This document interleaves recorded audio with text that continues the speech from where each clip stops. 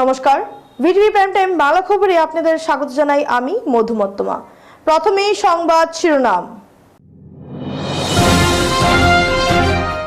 ভারী বৃষ্টিপাতে জলমগ্ন শহর শিলচর, দুর্গাপুজোর মণ্ডপ নির্মাণ কাজে পড়েছে বাধা।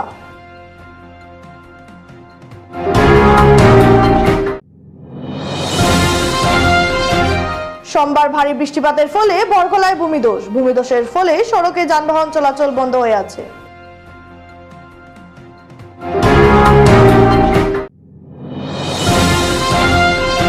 পুজোর প্রাক মুহূর্তে বিধ্বংসী অগ্নিকাণ্ড পশ্চিম কাঠিগড়ায়। বিধ্বংসী অগ্নিকাণ্ডে পুড়ে ছাই হয়েছে 9টি ব্যবসায়িক প্রতিষ্ঠান।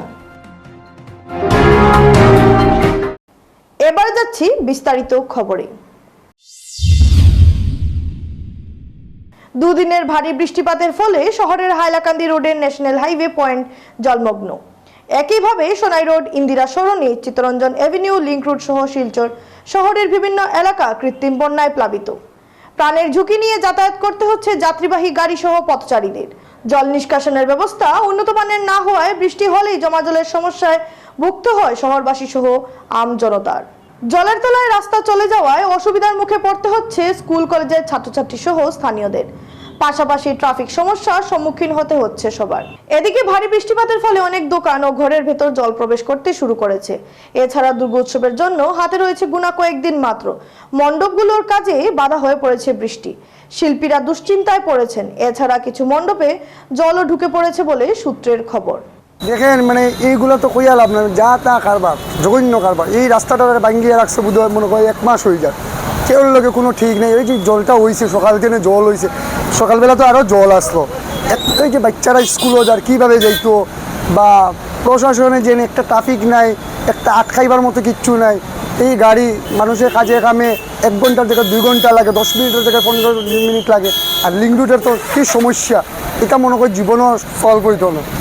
এইগুলা করার লাগে প্রশাসন না, এইগুলা পাবলিক এক না হইলে কিচ্ছু হইতো না। ও তো এটাই তো কইয়া কালকে রাইয়া মহালয়া বরাক বিলির বুঝি, ঠিক আছে। আজকে রাস্তার এই অবস্থা, মানুষে কীভাবে বাইরিব। সোমবার ভারী বৃষ্টিপাতের ফলে বরকলায় সংঘটিত হয়েছে ব্যাপক ভূমিধস। ভূমিধসের ফলে সড়কে বন্ধ হয়ে আছে যানবাহন চলাচল। জারেলতলা চন্দ্রনাথপুর সংযোগী সড়কের উপর ভূমিধসে পড়ে যাওয়াতে যাতায়াত প্রায় বিচ্ছিন্ন হয়ে পড়েছে।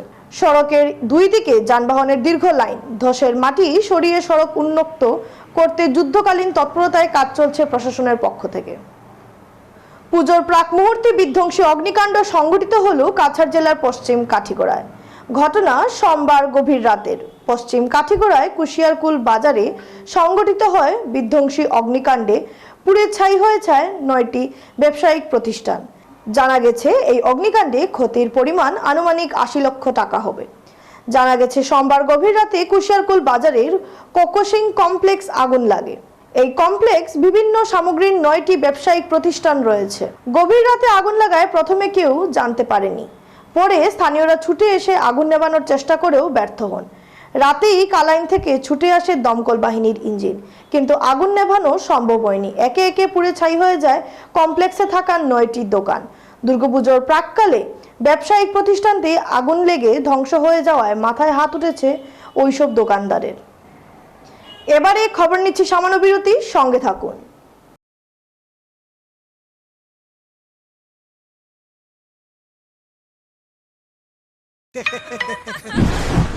लैंप और चादर एट हाफ प्राइस।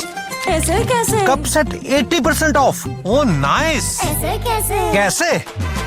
ऐसे मीशो मेगा ब्लॉकबस्टर सेल, घर का सामान एट 80% ऑफ 27 सितंबर से। আরে ডিজে হয় নাই, মই আছো নহয়। ফুলা ফুলা ফ্ৰিজি চুলি ভাই বান্ধি লওঁ, স্বাগো লাগিব। এই দীপ্তি শাইন কৰা চুলি মেলি আহিল সানসিল্ক সুপার শাইন সিরাম। ইয়াৰ পুষ্টিকৰ ভিটামিন ই ফৰ্মুলাই আগবঢ়ায় ইনষ্টেন্ট ফ্ৰিজ কণ্ট্ৰোল। গতিকে শাইন কৰা চুলি মেলি সানসিল্ক সুপার শাইন সিরাম। ইয়াত চেনি আছে নেকি?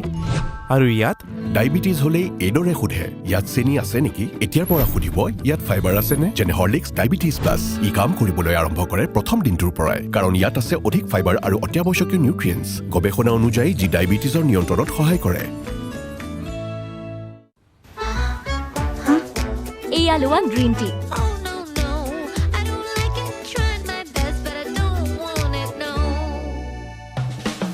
আরে ইয়া তো টেস্টি নতুন লিপটন গ্ৰীণ টি ৰিফ্ৰেছিং নতুন টেষ্টত গতিকে এতিয়া টেষ্টি গ্ৰীণ টিৰে বেলি ফেট কমাওক লিপটন গ্ৰীণ টি ট্ৰাই কৰি চাওক ब्रांडेड स्किन केयर और फुटवेयर पे मेगा डील कैसे 80% ऑफ पे कुकवेयर व्हाट अ स्टील कैसे ऐसे मीशो मेगा ब्लॉकबस्टर सेल अब ब्रांड्स पे अप टू 80% ऑफ 27 सितंबर से তোজো কি হল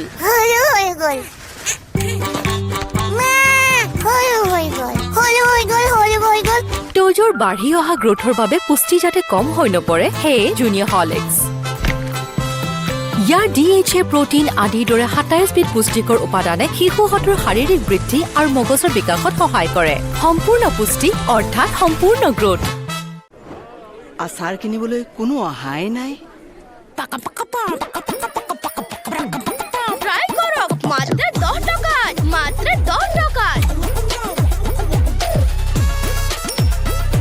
কোনো কথা নাই 10 টকাৰ সাৰ্ফ এক্সেলেৰে এই যে দিদাক গুচি যাব সাৰ্ফ এক্সেল মাত্ৰ 10 টকাত মুথুত ফাইনেন্সে কিন্তু শতিকা জুৰি আপোনাৰ ভৰসা অব্যাহত ৰাখিছে আৰু চিৰদিন ৰাখিব মুথুত ফাইনেন্স শতিকা জোৰা ভৰসা চিৰদিনৰ বাবে ইণ্ডিয়াৰ #1 most trusted financial services brand গতিকে গোল্ড লোনৰ বাবে কল কৰক 1-800-313-1212 লৈ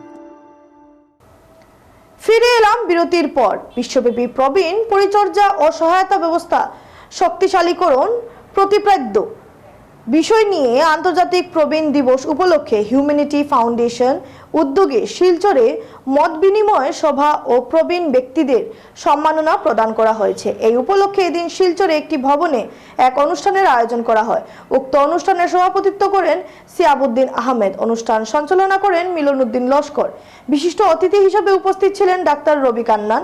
বিশিষ্টজনদের মধ্যে উপস্থিত ছিলেন অবসরপ্রাপ্ত IAS আধিকারিক LR লস্কর, প্রাক্তন জেলা জজ আনোয়ার উদ্দিন লস্কর, প্রাক্তন ADC হোসেন আহমেদ লস্কর, সঞ্জীব দেব লস্কর, প্রাক্তন বিধায়ক আতাউর রহমান মাজার ভুইয়া, শিক্ষাবিদ মকবর আলী বরভুইয়া, ডাক্তার M মাসুম, আইনজীবী ইমাদুদ্দিন বুলবুল, AK তাপাদার প্রমুখ।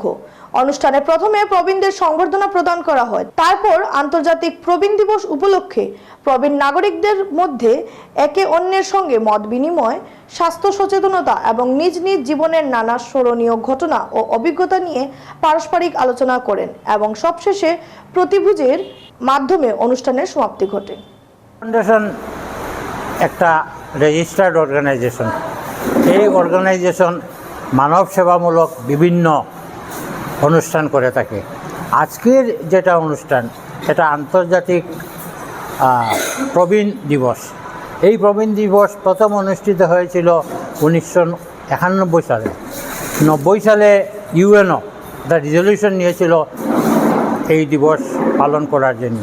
সেই হিসাবে তখন থেকে এই দিবস পালিত হয়ে আসছে, কিন্তু আমরা খুব একটা অনুভব করি না যে এটা পালিত হচ্ছে কি হচ্ছে না। কিন্তু আমরা হিউম্যানিটি ফাউন্ডেশন এই বছর এই অনুষ্ঠানটা আমরা পালন করলাম। শুধু এবার নয়, 1918 সালেও আমরা এই আন্তর্জাতিক এই প্রবীণ দিবসটা পালন করেছিলাম এবং তখনও আমরা সাড়া পেয়েছিলাম খুব ছোটো আঙ্গিকে। এবছর মোটামুটি বরাকবেলির প্রবীণ নাগরিক 50 জনকে আমরা ডেকেছিলাম। অসুস্থতার কারণে 2-3 জন আসতে পারেননি, সবাই এখানে এসেছেন, তাদের মত বিনিময় করেছেন, সবাই সুখী হয়েছে। এবং সেই সাথে আমরা 6 জন যুব প্রজন্মের যারা স্বেচ্ছাসেবী আছে তাদেরকে আমরা অনুপ্রাণিত করার জন্য আমরা তাদেরকে সংবর্ধনা দিয়েছি।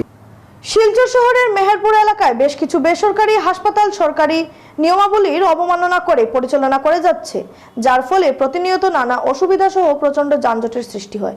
এই ব্যাপারে প্রশাসন সহ সরকার পক্ষের দৃষ্টি আকর্ষণ করে জেলাশাসককে একটি স্মারক প্রদান করল জেলা যুব কংগ্রেস। বিশেষ করে মেডিকেল রোডের পুরো অংশ রোগী এবং যাত্রীদের এই যানজটের জন্য অনেক দুর্ভোগ পোহাতে হয়। বেসরকারিভাবে পরিচালিত বেশিরভাগ নার্সিংহোম হাসপাতালগুলিতে স্বাস্থ্য সেবার জন্য আসা রোগীদেরও এই অসুবিধার সম্মুখীন হয়ে থাকেন।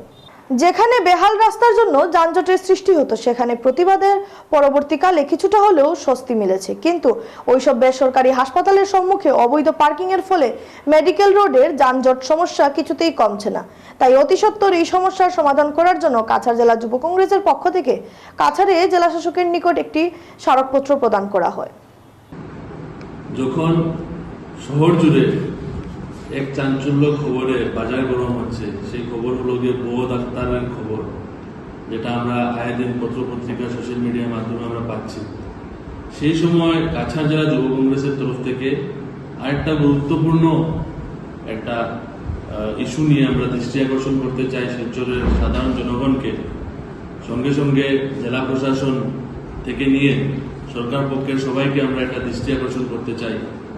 আমরা আজকে জেলা উপায়ুক্তকে একটা মেমোরেন্ডাম দিয়েছি। সেই মেমোরেন্ডাম হলো গিয়ে আমরা দেখেছি শিলচরে অনেক যানজটের সমস্যা, সেই সমস্যা রাস্তাঘাটের জন্য, রাস্তাঘাট বেহাল, কিন্তু সবচেয়ে বড় সমস্যা যেটা রাস্তাঘাটের, সেই সমস্যা হলো গিয়ে যে হাইলাকান্দি রোড, শিলচর মেডিকেল কলেজের যে রোডে কিছু বেসরকারি নার্সিংহোম রয়েছে, সেগুলো নার্সিংহোম নিয়ে আমরা কিছুদিন থেকে আমরা তদন্ত করেছি। আমরা জয়েন্ট ডিরেক্টর অফিসে গিয়ে কিছুদিন আগে আমরা ওনাকে জিজ্ঞেস করলাম যে বেসরকারি নার্সিংহোম খুলতে গিয়ে আমাদের কি কি গাইডলাইন মানতে লাগবে। তারপর জয়েন্ট ডিরেক্টর অফিস থেকে আমাদেরকে একটা গাইডলাইন দিলেন। সেই গাইডলাইন নিয়ে আমরা অনেক তদন্ত করে দেখেছি যে একটা নার্সিংহোম খুলতে গিয়ে 12-13 রকমের একটা গাইডলাইন রয়েছে। সেই গাইডলাইনগুলো অনেক হাসপাতাল আমার বিশ্বাস মানে ওগুলা নিয়ম ভঙ্গ করে সরকারের নিয়ম ভঙ্গ করবে, সরকারকে বুড়ঙ্গুল দেখিয়ে ওরা ব্যবসা চালিয়ে যাচ্ছে। শেষ করার আগে সংবাদ শিরোনাম আরো একবার। ভিটিভি প্রাইম টাইম বাংলা খবর আজ এই পর্যন্তই। নমস্কার।